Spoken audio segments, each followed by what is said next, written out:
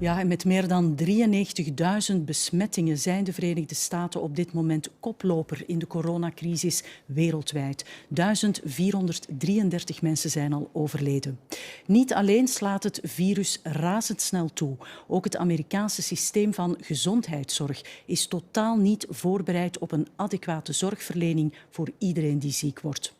Een spoedarts van het Elmhurst Hospital in New York kon het niet langer aanzien en filmde de situatie voor de New York Times.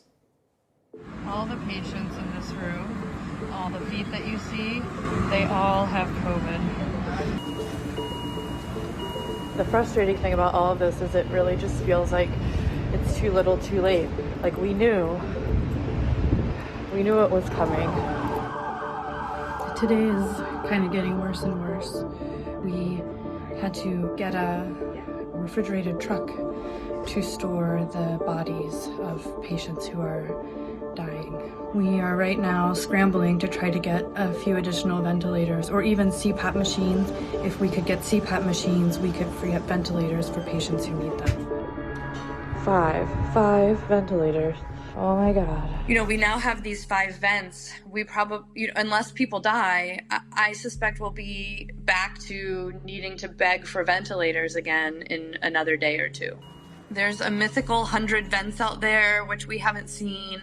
Leaders in various offices, from the president to the head of health and hospitals, saying things like, we're going to be fine, everything's fine. And from our perspective, everything is not fine. I don't have the support that I need and even just the materials that I need physically to take care of my patients. And it's America. And we're supposed to be a first world country.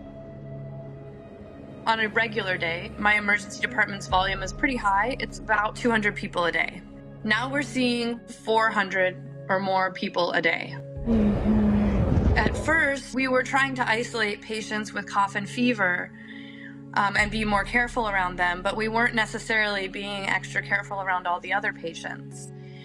And then we started to realize that patients who were coming in with no fever but abdominal pain actually had findings on their x-rays and chest CTs that were consistent with this coronavirus, COVID-19.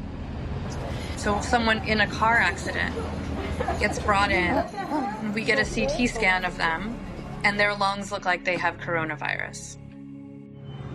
We were seeing a lot of patients who probably had COVID, but we didn't realize. 10 residents and also many of our nurses and a few of the attending physicians got sick.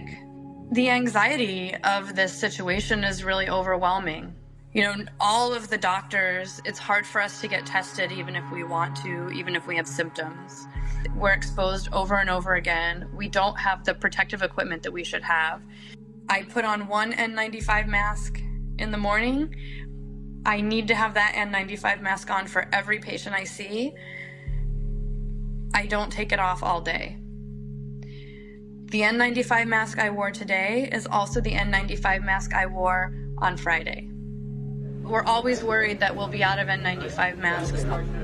What's a little bit scary now is the patients that we're getting are much sicker. Many of the young people who are getting sick don't smoke. They're healthy. They have no comorbidities. They're just young, regular people between the ages of 30 and 50 who you would not expect to get this sick. So many people are saying it's going to be okay, everything's fine, we have what we need.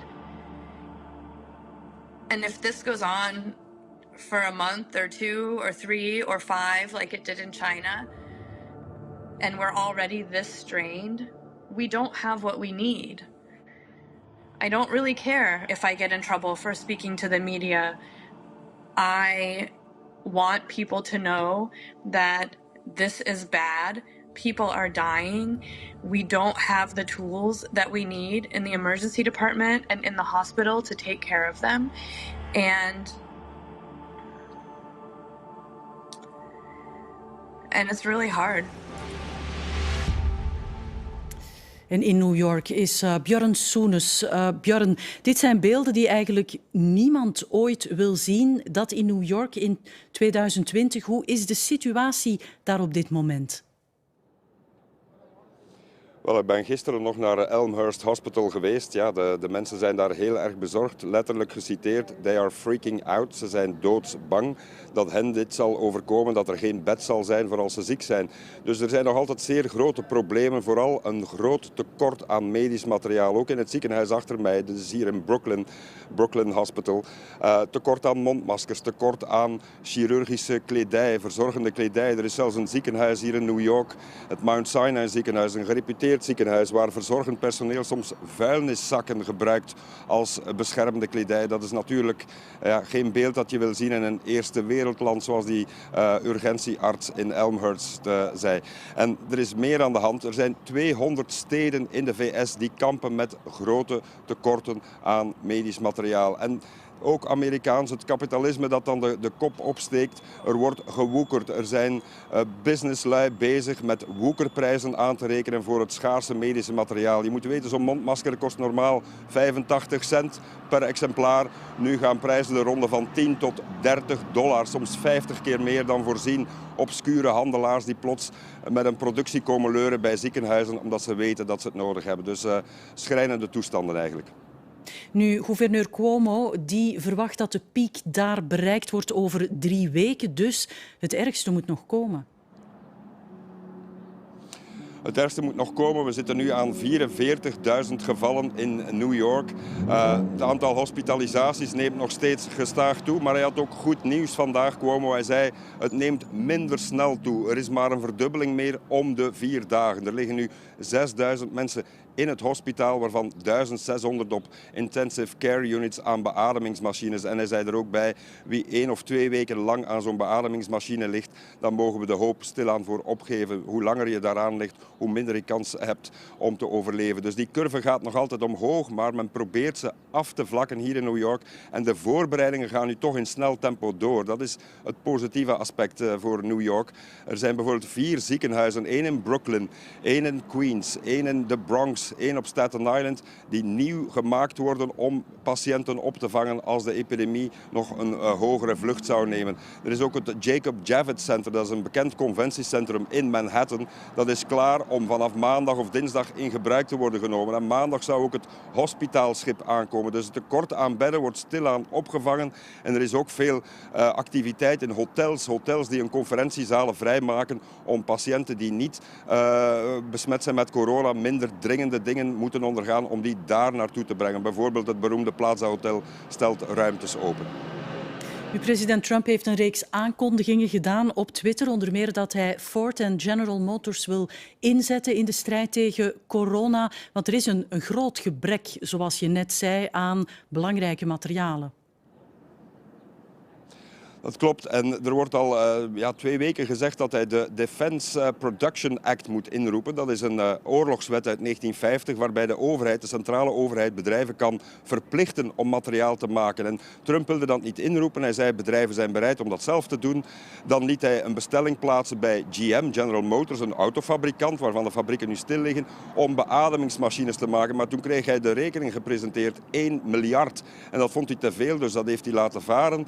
Maar toen was er toch een grotere vraag, zei hij, GM moet toch aan het werk. Maar GM heeft nu gezegd, in plaats van 30.000 te produceren, kunnen we er maar 6.000 produceren. En pas tegen eind april. En hij is tekeer getrokken op Twitter en heeft gezegd, GM, u bent te traag en er is altijd iets met u. U zou beter een van uw leegstaande fabrieken in Lordstown, Ohio inzetten om die beademingsmachines te maken. En wel nu. En Ford moet hetzelfde doen. En hij zei, het is altijd hetzelfde met die bazin van GM. Ik citeer letterlijk Mary Barra.